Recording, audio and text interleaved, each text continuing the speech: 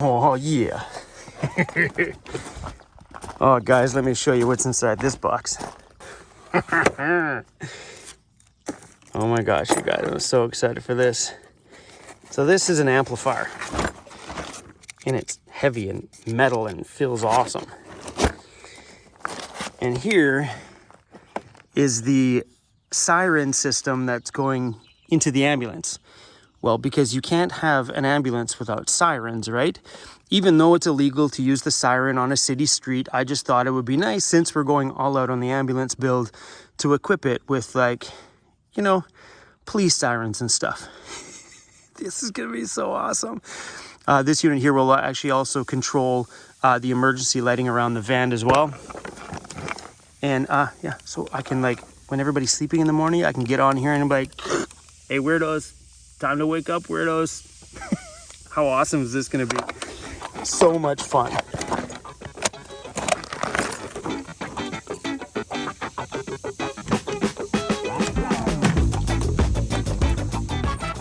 And we're throwing the Jackery battery in here because we're gonna need some power in this thing if I'm ever out here working on it and I'm away from the shop and stuff. So now we got power in the inside if we ever need anything. And there's also going to be a point when this thing has got some of the walls and some of the floor in that I might just throw the mattress that's in my van in the back of here in my cooler, and we're going to need some power and just go spend some time in it before we start, you know, building it out, because I want to know the space a bit before I decide on where I want cabinets and all that stuff. That window and that window and the same two windows on the opposite side are the ones that I'm gonna have to take out. So we're gonna be using just some blades here and slowly cutting away the glue that's holding them in.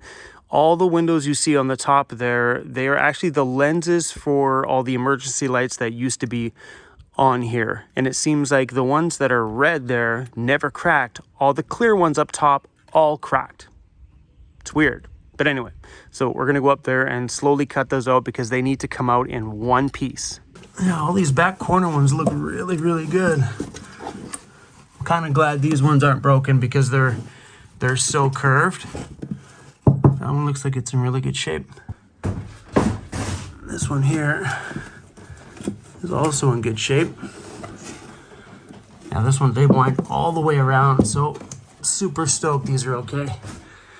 This back one has to come out. It's cracks all the way along it. This is the one that's in probably the best shape. And these ones for sure, as you can tell, these are a giant mess and super cracked everywhere. So I'm gonna have to be really careful removing these ones.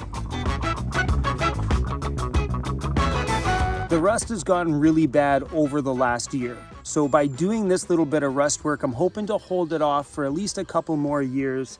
Because the ambulance is going to take over a year and something like that to build, and I'm not in the position yet to make the decision that I want to move into the ambulance or I want to sell it. But when you start seeing the rust and stuff on my current home slowly eating away at it, you never know, maybe a year and a half from now that ambo just might be my home.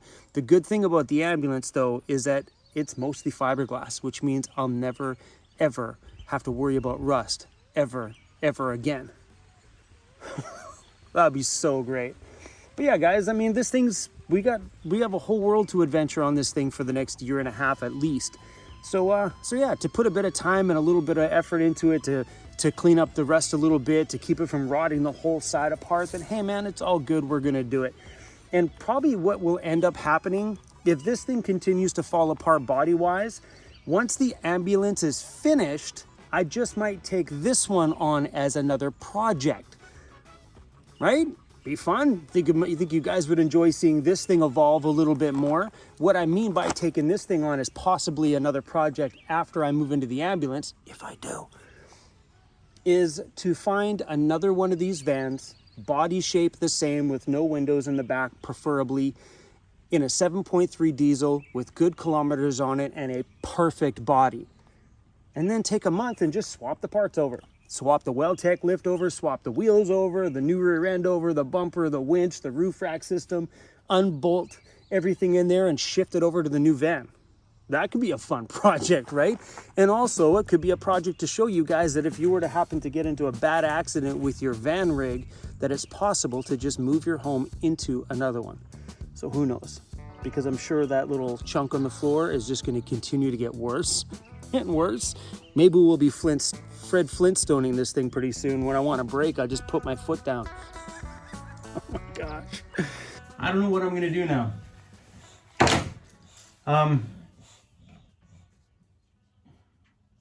Just it's the red from the windows. I can't stand in here for one. So if you go wide on the leg, then you can stand. I don't think any of these windows are going to be active in the ambulance. I seriously don't think so. I was just talking with John outside, and John said he can remake these out of fiberglass if we're just going to paint all the windows black on the outside anyway. The reason why I don't think I want this many windows is that's one extra step to black out all these things. And I would like to do like cabinets on this whole upper section all the way around. And having a window means you could see inside the cabinet. I need to think about this. Because I don't want to go out and spend a chunk of money to replace these windows and send them down to California if John can make these out of fiberglass.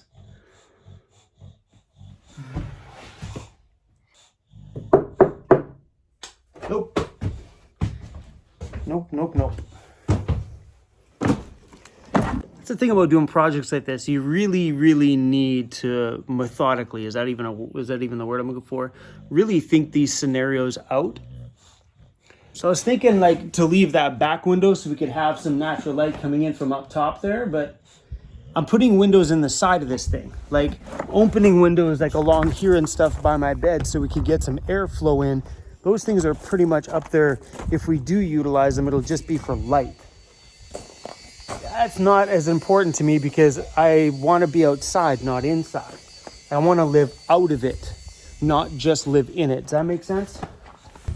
Just kind of like randomly thinking while I'm standing in here is that the bed will be here across.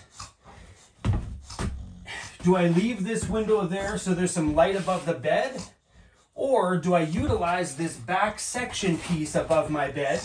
Because if I do my bed here, I can still sit, but block all this in with cabinets across the upper back. And the back doors will be accessible from the outside, making this like a enclosed cabinet. So these you'll access from the outside side door, not from in here.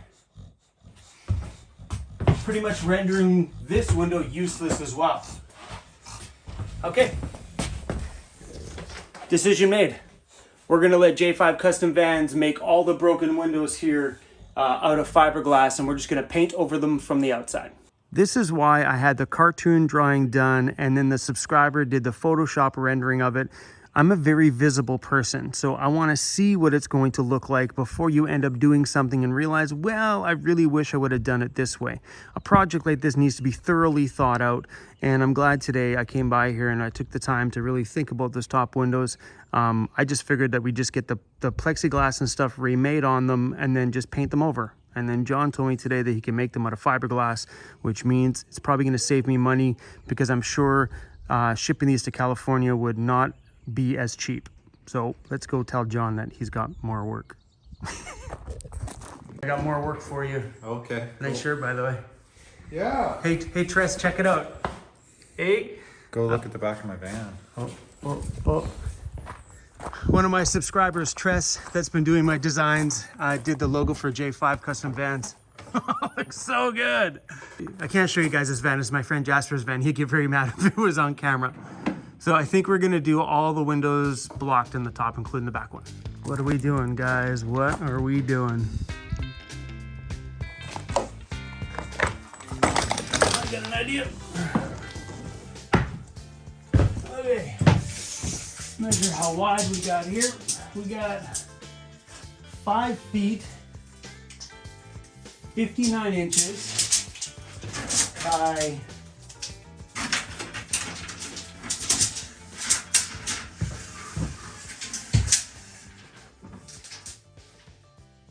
5 feet by 8 feet. We got cabinets on the side here for like clothing or whatever else, and the cabinets come out, I don't know, maybe a foot.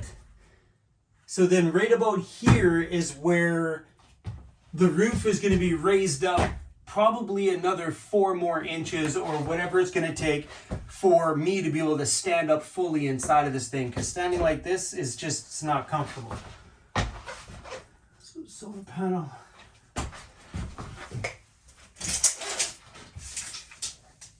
It's about 4.5 feet. 4 feet. It's going to be awesome to be able to raise this roof up a bit.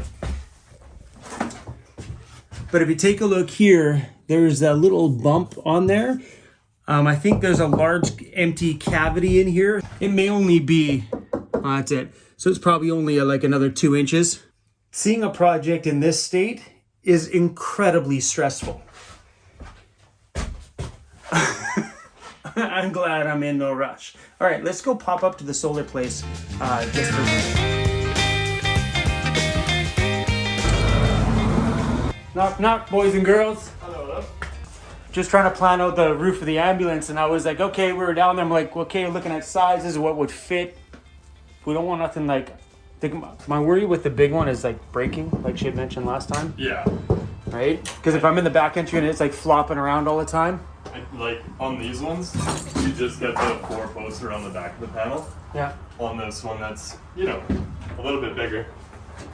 You do get the one additional bracing all right. in the middle, so the strength per bit is a little bit better on these. Do you want to write down some measurements of the size of the panel and the watts that the panel has? Sure. Just trying to plan out the whole roof. Does this thing come with a black border on it? Unfortunately, those ones are just like that. Like if we can do it, the black is nice, man. The black on black. Yeah, I dig the black on black. That panel right there. Look at that huge panel. The measurements on that one are 40 inches by 68 inches, $324. 350 watts, black on black. Are you kidding me? That's like cheaper than $1 a watt. That's crazy. I like this one. I think this would be like the one I'm probably putting on the ambulance. I think this one over here might be a little bit too big.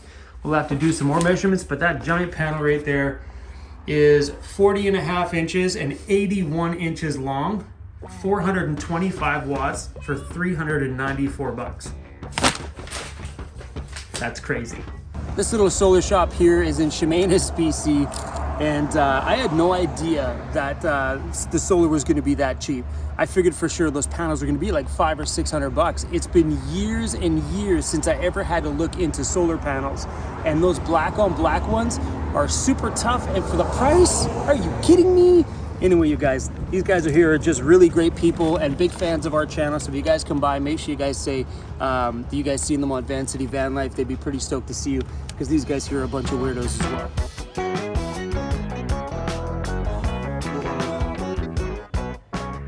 There's a lot of stuff to do in here.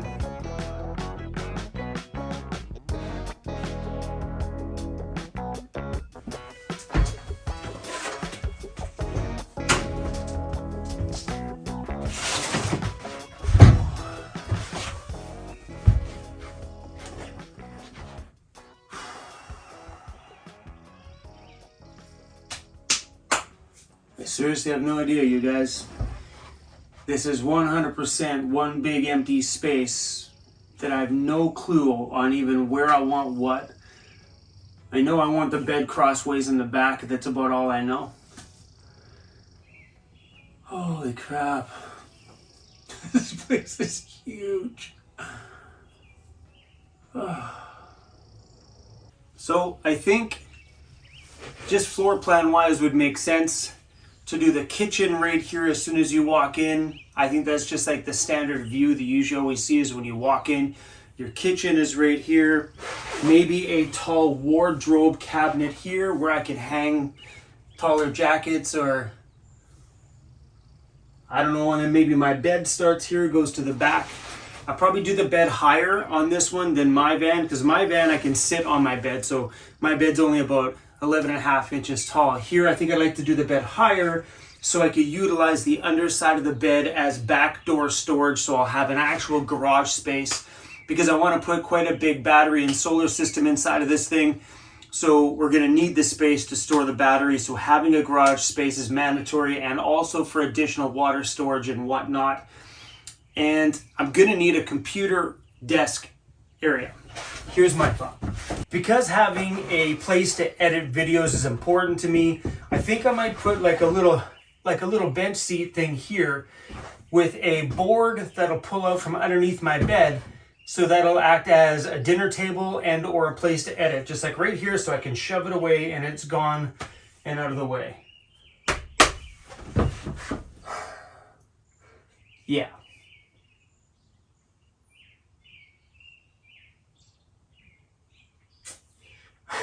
This is insane. This is insane. And if I were to build this thing out for myself, having a permanent built-in DJ booth is mandatory. That's one thing I wish I had, and I missed just having the convenience of a full-blown studio that's ready to go anytime I feel the urge to make a DJ mix. Because if all I had to do is hit the power switch, plug in my laptop, throw my headphones on and go, I would use it more often. Now I have to take everything out from where it's been stored. I have to plug it all in. I have to set it all up, laptops and wires and cables. And then by the time you're like 20 minutes in, you got your headphones on, you're ready to go, you're already 20 minutes into the mood.